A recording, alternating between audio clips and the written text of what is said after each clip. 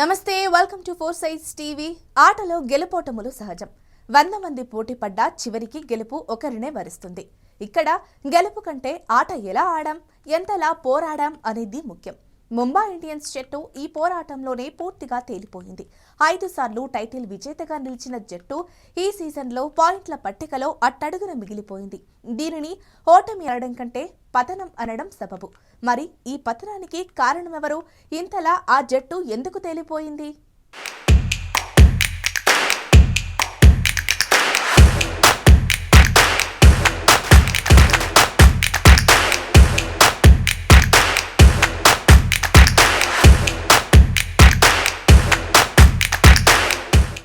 రెండు 2024 ఐపీఎల్ సీజన్లో ముంబై ఇండియన్స్ జట్టు కెప్టెన్సీలో మార్పు రానంత వరకు ఫేవరెట్ జట్టుగా ఉంది. ఎప్పుడైతే రోహిత్ శర్మని తీసి హార్దిక్ పాండ్యాని కెప్టెన్ గా పెట్టుకున్నారో అప్పుడే ఆ జట్టుపై తీవ్రమైన వ్యతిరేకత ఏర్పడింది.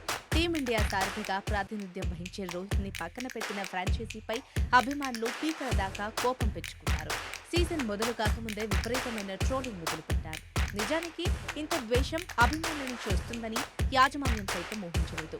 సీజన్ మొదలయ్యాక స్టేడియంలో స్వయంగా రెస్పాన్స్ చూసిన Nita Ambani and family shock అయింది. అక్కడ అభిమానుల నినాదాలు ముంబై గెలవాలని కాదు, మొదటి నుంచి చివరి దాకా ముంబై కా రాజా రోహిత్ శర్మ, ఇదే నినాదం మారుమోగిపోయింది. మ్యాచ్లు గడుస్తున్న కొద్దీ ఆ నినాదం రోహిత్ కొట్టాలి, ముంబై ఓడిపోవాలిగా మారింది. ఇక్కడితో అయిపోలేదు. హార్దిక్ పాండ్యాని అతి దారుణంగా తిట్టిపోశారు. బహుశా ఒక ఇండియన్ క్రికెటర్ ఇండియాలో ఇంతలా ట్రోలింగ్ ని ఎదుర్కొని ఉండరు. ఇదంతా జట్టు యాజమాన్యం తీసుకున్న నియంత తరహా నిర్ణయమే కారణంగా చెప్పొచ్చు.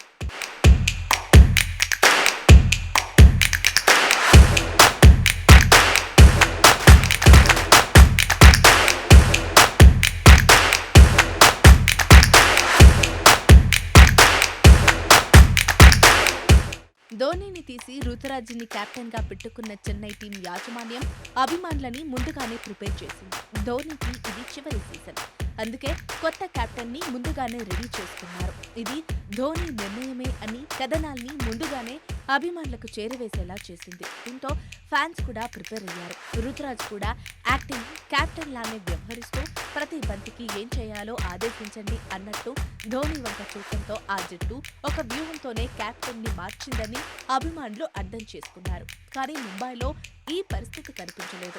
గత ఐపీఎల్లో గుజరాత్ ని ఫైనల్ వరకు తీసుకెళ్లిన హార్దిక్ ఫామ్ ని దృష్టిలో పెట్టుకుని కోర్టు పెట్టి కొనడంతో పాటు కెప్టెన్సీ కూడా కట్టబెట్టారు. దీంతో ఫ్యాన్స్ కి ఇక్కడే కాలింది. దాని పర్యవసానమే ట్రోలింగ్, స్టేడియంలో ప్రోత్సాహం లేకపోవడం.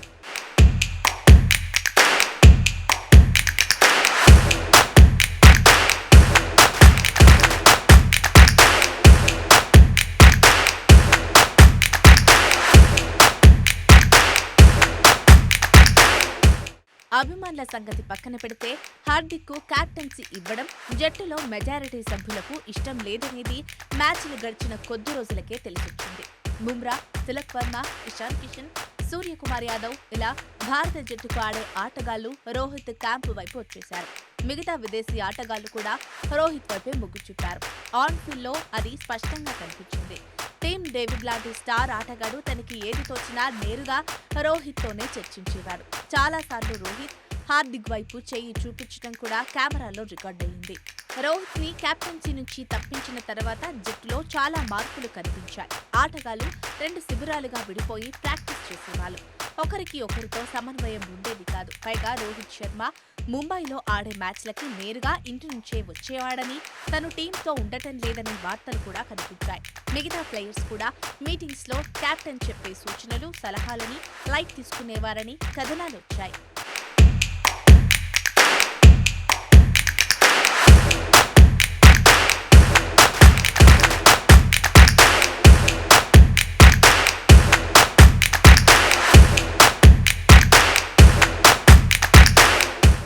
జట్టులో సమన్వయం లేకపోవడం ఒక కారణమైతే ఆటగాళ్లు ఫామ్ ని కొనసాగించలేకపోవడం మరో పెద్ద సమస్యగా మారింది.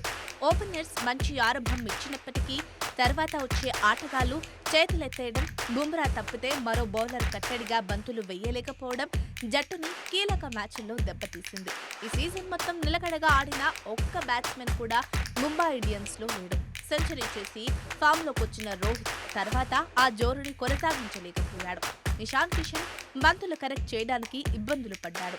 సూర్య ఆటలో కూడా నిలకడలేదు. తిలక్ కీలకమైన మ్యాచ్ల్లో రాణించలేకపోయాడు. విదేశీ ఆటగాళ్లు కూడా మెరవలేదు. అలాగే షఫర్డ్ మెరుపు ఇన్నింగ్స్తో ఒక మ్యాచ్ గెలిపించడం తప్పితే మరో ఫారెన్ ప్లేయర్ ఆడినట్లు దాఖలాలు లేవు. మొత్తానికి అటు అభిమానులు ఆగ్రహానికి గురై ఇటు జట్టులో సమన్వయం కొరవడిన ముంబై జట్టుకు 2024 సీజన్ ఓ పీడకలగా మిగిలిపోతుంది.